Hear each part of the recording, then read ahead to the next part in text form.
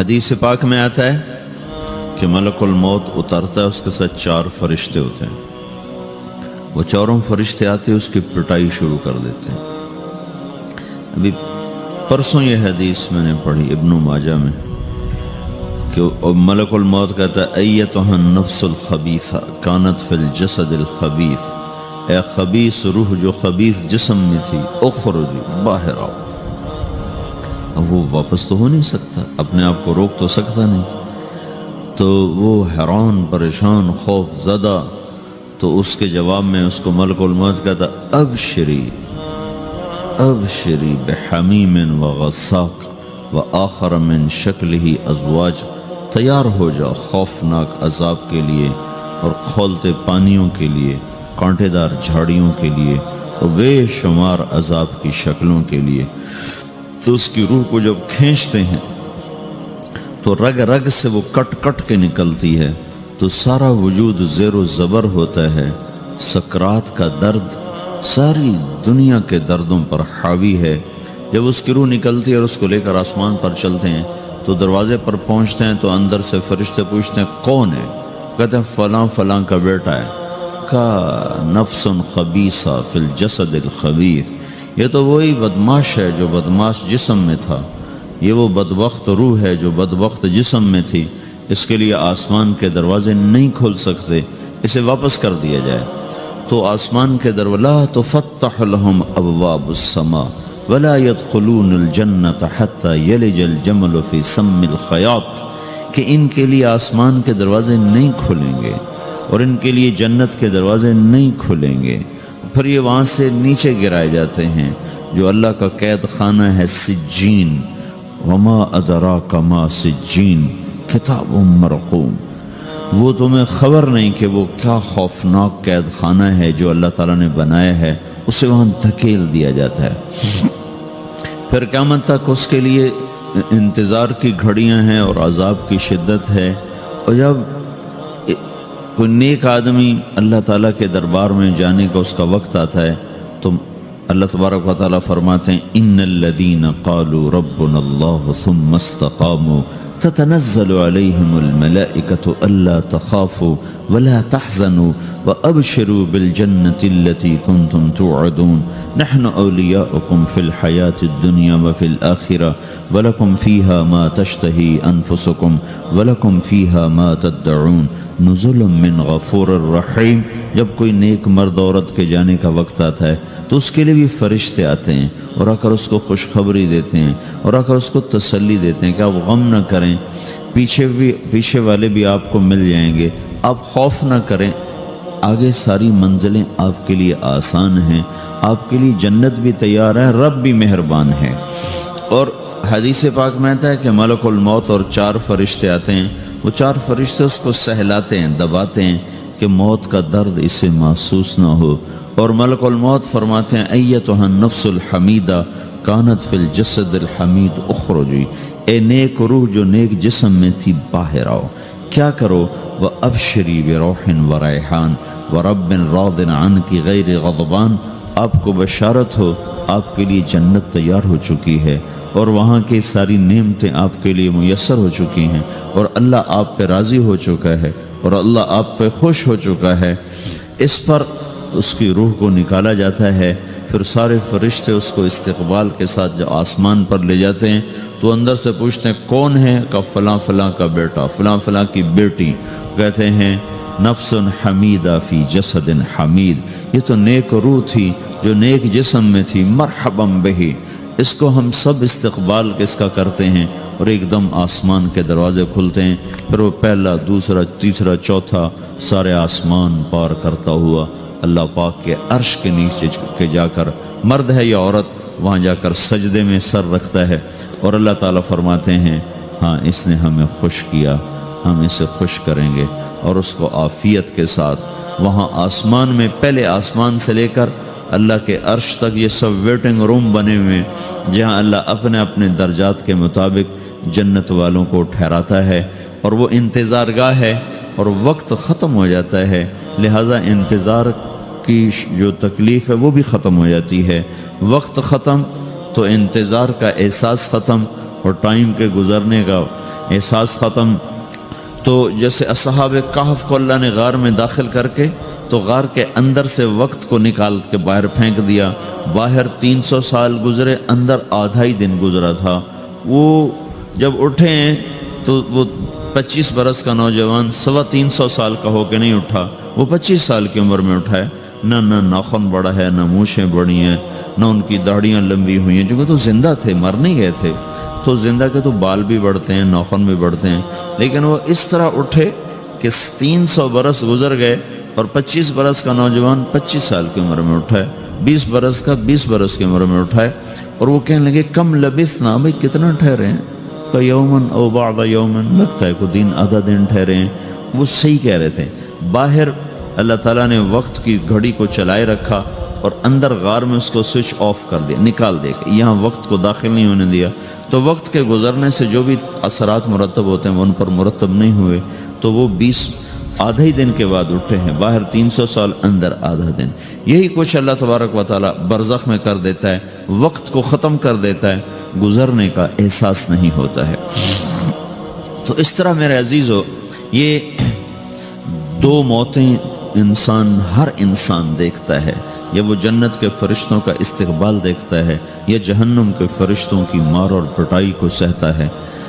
رابعہ بصری رحمۃ اللہ علیہ کا انتقال ہونے لگا تو انہوں نے رات کو فوت ہوئی، تو انہوں نے اپنی خادمہ کو بلا کے فرمایا کہ کسی کو بتانا نہیں، جب میں مر جاؤں تو پڑوس میں 2-4 کو بلا کر نا میرا جنازہ پڑھوا دینا، اور جس کرتے میں تہجد پڑھتی تھی وہی میرا کفن بنا دینا، اور صبح بے شک لوگوں کو بتا دینا، میرے مرنے کے بعد میری میت کو رکھنا نہیں، فوراً دبا دینا۔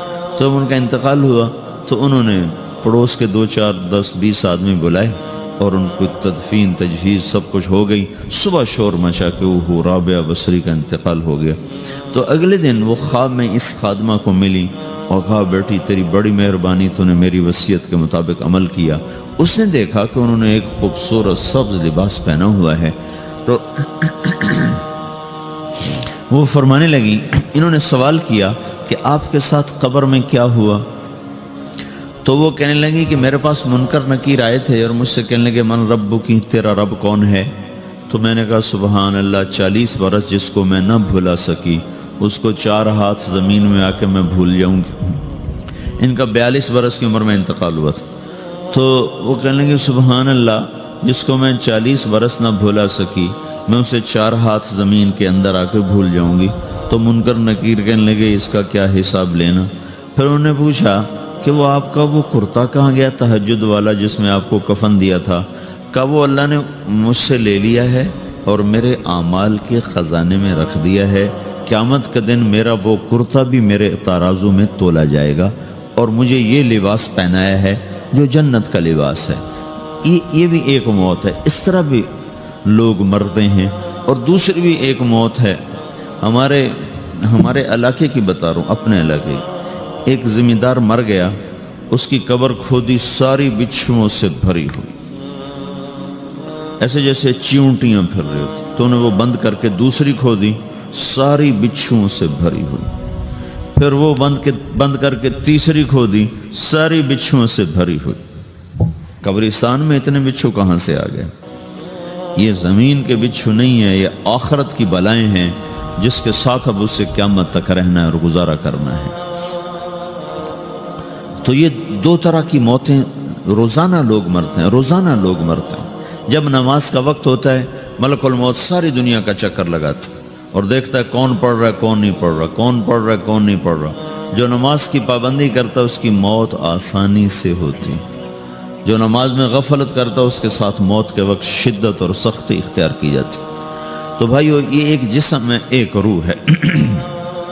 روح باقی رہنے والی چیز ہے، جسم مٹ جاتا ہے، پھر اللہ سے قیامت کے دن نیا جسم عطا فرمائے گا، ایک نیا جسم دیا جائے گا۔ روح وہی ہے جو اللہ کے خزانوں میں جمع ہو جاتی ہے۔ نافرمان کی سیاہ کالی روح ہوتی ہے، فرما بردار کی روشن چمکدار روح ہوتی ہے۔ تو اللہ نے کچھ تقاضے جسم کے رکھے ہیں اور کچھ روح کے رکھے ہیں۔ جسم کے تقاضے پورے نہ کرو تو یہ پریشان ہو جاتا ہے، روح کے تقاضے پورے نہ کرو تو یہ پریشان ہو جاتی۔ روح کی پریشانی جسم سے زیادہ ہے، چونکہ روح کی طاقت جسم سے زیادہ ہے۔ روح جسم مٹی سے بنا ہے، اس کی غذا بھی مٹی سے نکلتی ہے۔ روح آسمان سے ہے، اس کی غذا بھی آسمان سے ہے۔ روح کا تعلق جب تک اللہ سے نہیں جڑتا، اس سے بھوک اور پیاس لگتی رہتی ہے۔ جسم کو جب تک روٹی اور پانی نہ ملے، یہ تڑپتا اور پریشان رہتا ہے۔ جیسے اللہ تعالیٰ نے ہمارے جسم میں روٹی اور پانی کی طلب کو بے ساختہ رکھ دیا ہے۔ میں بیان کے دوران بھی پانی پی رہا ہوں، آپ دیکھ رہے ہیں کہ میرا حلق سوکھ جاتا ہے، مجھے طلب محسوس ہوتی ہے، پانی، حلق سوکھتا ہے پانی کی طرف بھاگتے ہیں، بھوک لگتی ہم روٹی کی طرف بھاگتے ہیں۔ یہ ایک ایسا اندر میں آٹومیٹک سسٹم ہے کہ ہم اس کو آف نہیں کر سکتے۔ یہ سوتے سوتے بھی بھوک کی وجہ سے آنکھ کھل جاتی، سوتے سوتے پیاس کی وجہ سے آنکھ کھل جاتی ہے۔ یہ ایسا خود اللہ تعالیٰ نے ساختہ نظام بنایا ہے کہ آپ اپنے جسم میں روٹی اور پانی کی طلب کو نہیں نکال سکتے۔ میرے عزیزو، ٹھیک اسی طرح اللہ نے انسانی روح میں اپنی طلب رکھ دی ہے اور اپنے رسول کی طلب رکھ دی ہے۔ یہ دو طلب ایسی ہیں کہ یہ آپ کے جسم روح سے نکل نہیں سکتی۔ جیسے بھوکا روٹی نہ کھا لے، پیاسا پانی نہ پی لے، اسے چین نہیں آ سکتا۔ وہ روح جو اللہ اور اس کے رسول سے نا آشنا ہے، جب تک وہ وہاں تک پہنچ نہیں جاتی، اسے چین نہیں آ سکتا، اس کا اندر پریشان رہے گا۔ 1997 میں جب جنید جمشید سے میری پہلی ملاقات ہوئی تو اس نے مجھ سے یہ سوال کیا کہ مولوی صاحب، ایک پاکستانی نوجوان جس گلیمر کو خوابوں میں دیکھتا ہے، وہ گلیمر تو مجھے زندگی میں ویسے ہی حاصل ہے۔ میرے چاروں طرف زندگی کا رقص ہے اور میری زندگی کی ہر خواہش، السلام علیکم، ویلکم بیک ٹو مسلم سیرہ۔ ایسے ہی بیانات سننے کے لیے ہمارے چینل کو سبسکرائب کریں اور بیل آئیکن کو ضرور دبائیں۔ شکریہ۔ تمنا پوری ہے، اس کے باوجود میرے اندر اندھیرا ہے، میرے اندر خلا ہے۔ مجھے لگتا ہے میں وہ کشتی ہوں جس کا کوئی ساحل نہیں، جس کی کوئی سمت نہیں، جس کا کوئی گھاٹ نہیں۔ یہ کیوں ہے؟ میرے ساتھ تو ایسا نہیں ہونا چاہیے۔ ایک عام لڑکا تو کہتا ہے ہائے کاش یہ ہوتا، اس کو وہ نہیں ہو رہا تو پھر وہ پریشان ہے، ہائے یہ ہوتا، ہائے وہ ہوتا۔ تو میں تو ہائے نہیں کرتا ہوں، میری تو ہر لذت اور خواہش میرے سامنے تشتری میں سجا کے پیش کی جا رہی۔ میں کیوں ایسا کر رہا ہوں؟ میں ہائے ہائے کیوں کر رہا ہوں؟ میرا اندر ویران کیوں ہے؟ میرے اندر میں خلا کیوں ہے؟ یہ وہی خلا ہے کہ وہ روح کی پیاس کو شراب میں بجھانا چاہتا ہے، وہ روح کی پیاس کو لڑکی میں بجھانا چاہتا ہے، وہ روح کی پیاس کو موسیقی سے بجھانا چاہتا ہے، وہ روح کی پیاس کو دنیا کی رعنائیوں میں 5 اسٹار ہوٹلوں سے بجھانا چاہتا ہے۔ روح کیا جانے روٹی کیا ہے، شراب کیا ہے، پانی کیا ہے، عورت کیا ہے، موسیقی کیا ہے، گھنگرو کیا ہے، پائل کیا ہے، چھنکار کیا ہے۔ روح کو ان چیزوں کی کیا خبر؟ امریکہ میں ہماری ایک جماعت تھی تو 4 لڑکے 2 لڑکیاں، 4 لڑکیاں 2 لڑکے مسلمان ہوئے۔ تو ایک لڑکے کا نام رکھا تھا ابراہیم، اور اس کو جب پڑھایا نا کلمہ، انہوں نے کہا ہائے، انہوں نے کہا ہائے، اور دونوں ہاتھ یہاں رکھے سینے پر، دل پر، کہا ہائے۔ تو ہمارے ساتھی ہیں ڈاکٹر اختر، وہ کہنے لگا کیا ہوا کیا ہوا؟ کہنے لگا جب سے ہوش سنبھالا یہ جگہ خالی تھی، یہ تیرے کلمہ پڑھانے پر بھر گئی ہے کہ میری خوشی سے ہائے نکل گئی۔ یہ جگہ خالی رہے گی، یہاں شراب نہیں پہنچ سکتی، یہاں نغمہ اور موسیقی نہیں پہنچ سکتی، یہاں تالے لگے ہوئے ہیں، یہاں تک کوئی آواز نہیں جا سکتی۔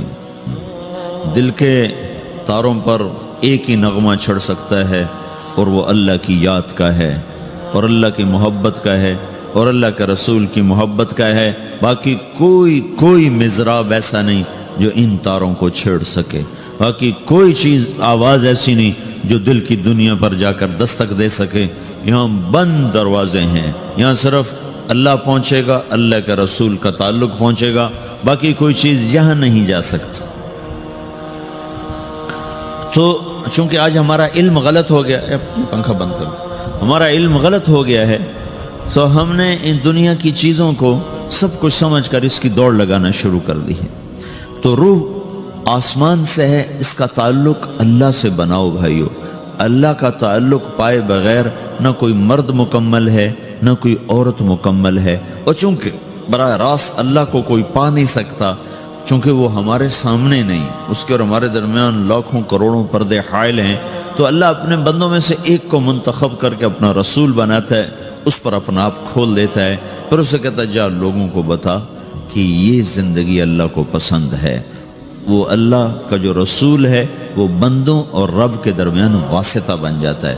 اللہ نے ہمیں حضرت محمد صلی اللہ تعالی علیہ وسلم جیسا رسول دے دیا۔ اللہ تعالیٰ نے اپنا آپ کسی کو نہیں دکھایا۔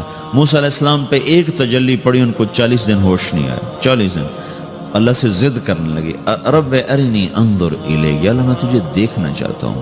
اللہ تعالیٰ نے کہا موسیٰ یہ ہو نہیں سکتا۔ موسیٰ علیہ السلام اللہ کے نبی نے فرمایا لاڈلے نبی تھے، اللہ پاک سے ضد کر لیا کرتے تھے، پھر کہنے لگے نہیں یا اللہ میں نے ایک دفعہ تو ضرور دیکھنا ہے۔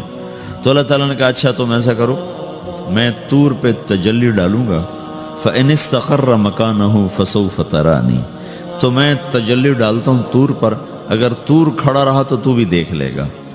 تو اب اللہ خود سامنے نہیں آیا، صرف ایک تجلی اللہ کے عرشوں کے اوپر سے آنا شروع ہوئی ہے، بیچ میں آپ فاصلہ گنے، اور پھر وہ آ کر فَلَمَّا تَجَلَّى رَبُّهُ لِلْجَبَلِ، پھر وہ جبل پر پہاڑ پر آئی ہے، جَعَلَهُ دَكَّا، وہ پہاڑ ریزہ ریزہ ہو کر ہواؤں میں بکھر گیا، وَخَرَّ مُوسَى صَعِقًا، اور موسیٰ علیہ السلام بے ہوش ہو کے گر گئے۔ اور جب ہوش آیا فلما افاقا، ہوش آتے کہنے لگے سبحانک یا اللہ تو پاک بے عیب، میں تیرے بارگاہ میں توبہ کرتا ہوں، میں واقعی نہیں دیکھ سکتا ہوں۔ ہاں کلام کا شرف ملا ہے، زیارت نہیں ہوئی۔ اللہ تعالیٰ نے حضرت محمد صلی اللہ تعالی وسلم کو مکہ سے اٹھایا اور بیت المقدس تک پہنچایا سواری پر، کہ دنیا اسباب کی ہے، یہاں سبب اختیار کیا، سواری کے پر بٹھا کر وہاں پہنچایا، اور اس کے بعد جب اوپر بلایا ہے تو پھر براق کی ضرورت نہیں پڑی، اوپر قدرت کا جہان ہے، اوپر اپنی قدرت سے بلایا ہے۔ یہ بیچ میں دیکھو نا کتنا بڑا، آپ اگر ہوا سے اوپر چلے جاؤ، یہ 500 میل ہوا کا غلاف ہے، اس سے اگر اوپر چلے جائیں گے نا تو آپ خود بم بن کے پھٹ جائیں گے ایک دھماکے کے ساتھ، چونکہ ہر انسان کے اوپر ہوا کا ایک پریشر ہے، کوئی 280 من کے قریب ہر انسان کے اوپر ہوا کا پریشر ہے۔ اس پریشر کو توڑنے کے لیے میرے اندر خود ایک پریشر بنا ہوا ہے جو اس کو توڑ رہا ہے۔ جب یہ ہوا کا پریشر میرے اوپر سے ریلیز ہو جاتا ہے تو میرا اندر کا اپنا پریشر بم کی طرح پھٹے گا اور مجھے پرزے کر دے گا۔ اس لیے وہ خلائی لباس بنایا جاتا ہے جس میں وہ مصنوعی پریشر دیا جاتا ہے تاکہ اوپر جا کر یہ پھٹ نہ جائیں۔ ہمارے نبی جس کرتے اور تہمد میں تھے اسی کرتے اور تہمد سے بیت المقدس سے چلے ہیں اور ہوا کو نہیں پار کیا، 7 آسمان ہی پار کر لی۔ اور پہلے آسمان پر حضرت آدم علیہ السلام نے استقبال کیا ہے، اور دوسرے آسمان پر حضرت عیسیٰ علیہ السلام، زکریا علیہ السلام، یحییٰ علیہ السلام نے استقبال کیا ہے، تیسرے آسمان پر حضرت یوسف علیہ السلام نے استقبال کیا ہے، چوتھے پر حضرت ادریس علیہ السلام نے استقبال کیا ہے، 5ویں پر ہارون علیہ السلام نے استقبال کیا، اور 6 پر موسیٰ علیہ السلام نے استقبال کیا، اور 7ویں آسمان پر ایک بیت اللہ دیکھا ہے جس کا طواف ہو رہا ہے۔ استقبال کو کوئی موجود نہیں، ایک بڑے میاں ایسے ٹیک لگا کے بیت اللہ کی یوں ٹیک لگا کے بیٹھے ہیں، گوٹھ مار کے، دونوں ہاتھوں کے ایسے گوٹھ مار کے بیٹھے ہیں، ان کی سفید داڑھی ہے، وہ نہیں اٹھے ہیں۔ باقی تو نبی بھی سامنے کھڑے ہوتے تھے استقبال کو، لیکن یہ بزرگ نہیں اٹھے ہیں۔ تو آپ نے پوچھا یہ کون بزرگ ہیں؟ تو جبریل نے کہا یہ آپ کے دادا ابراہیم علیہ السلام ہیں۔ آپ خود چل کے آگے گئے ہیں، وہ قریب آئے تو آپ وہ اٹھے اور آپ کو گلے لگایا، ماتھا چوما، پیار کیا۔ سارے نبیوں نے استقبال کے دوران کہا تھا ہمارے بھائی آ گئے، مرحبا ہمارے بھائی آ گئے، لیکن جب ابراہیم علیہ السلام سے ملاقات ہوئی تو انہوں نے فرمایا مرحبا میرا بیٹا آ گیا، مرحبا میرا بیٹا آ گیا ہے۔ اور یہ جو حالانکہ مرتبہ تو ابراہیم علیہ السلام کا چھوٹا ہے، ہمارے نبی کا مرتبہ بلند ہے، لیکن رشتے میں ابراہیم علیہ السلام کا مرتبہ بلند ہے اور ہمارے نبی کا مرتبہ چھوٹا ہے۔ ابراہیم علیہ السلام اوپر جا کر دادا بن رہے ہیں اور یہ نیچے پوتا پڑپوتا بن رہے ہیں، تو رشتے کی نسبت میں آپ چھوٹے ہیں وہ بڑے ہیں۔ مرتبے اور مقام میں تو اللہ کے بعد آپ کا اور آپ کے سامنے کوئی ہے نہیں، بس اوپر اللہ اور نیچے اللہ کا رسول ہے، باقی سبھی نیچے ہیں۔ لیکن یہ امت کو سبق دینا تھا کہ اللہ تعالیٰ کو معلوم تھا کہ آنے والی یہ جو نسل ہے یہ ماں باپ کے نافرمان ہوں گی، چونکہ انہیں صرف پیسہ کمانا، آپ کا بھی قصور نہیں، آپ کو ٹیکسٹائل سکھائی جا رہی، کوئی ماں باپ کی تعظیم تو نہیں سکھائی جا رہی ہے؟ اور خود آپ کے ماں باپ نے آپ کو نہیں بتایا کہ ماں کسے کہتے ہیں، باپ کسے کہتے ہیں۔ جس چیز نے بتانا تھا وہ آپ نے پڑھا نہیں، وہ تو دین نے بتانا تھا، قرآن نے بتانا تھا، سیرت نبی نے بتانا، وہ سیرت آپ نے پڑھی نہیں، قرآن آپ نے پڑھا نہیں۔ آپ کا سارا زور لگا پہلے وہ ایف ایس سی کو پاس کرنے میں، پھر ٹیکسٹائل میں آ گیا تو اب دھاگا کیسے بنتا ہے، آپ کا سارا علم ہے کہ دھاگا کیسے بنتا ہے۔ یہ علم آپ نہیں پڑھ رہے کہ انسان کیسے بنتا ہے، یہ مشین کیسے چلتی، آپ یہ سیکھ رہے ہیں۔ یہ انسان کیسے چلے یہ کسی ادارے میں نہیں سکھایا جا رہا۔ وہ اداروں کا یہ موضوع ہی نہیں کہ انسان بناؤ، اداروں کا موضوع ہے بس روبوٹ بناؤ جنہیں بس دھاگا بنانا آتا ہو، کسی کو دوائی بنانی آتی ہو، کسی کو حل بنانا آتا ہو، کسی کو بم بنانا آتا ہو، کسی کو کپڑا بنانا آتا ہو، کسی کو لوہا بنانا آتا ہو۔